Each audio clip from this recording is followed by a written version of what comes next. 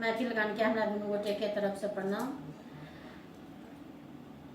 भागवत गीत गाबि रहल छी। अही पार गंगा ओही पार जमुना, अही पार गंगा ओही पार जमुना, बीच में सरजुग पानी शंकर दानी, आसन लगौने बीच में सरजुग पानी शंकर दानी, आसन लगौने जल भर जलनी गौरी कुमारी, जल भर चलनी गौरी कुमारी, शिव जी दलेला बिलमाई शंकर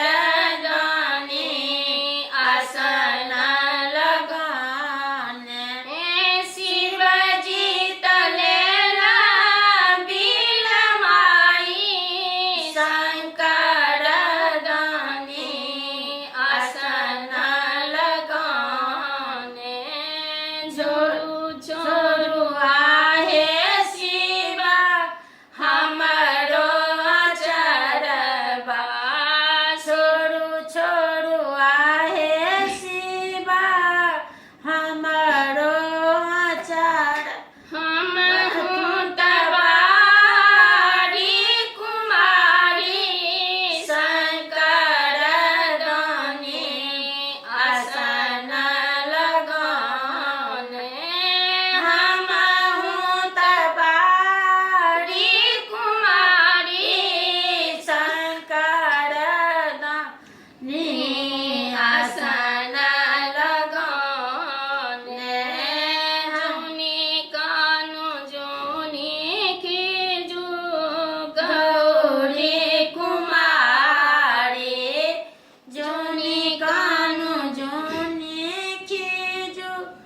गौरी कुमारी, हम हूँ तहीं बियाही शंकर दानी, आसन लगौने आही सब्याहर छाई शंकर दानी, आसन लगाने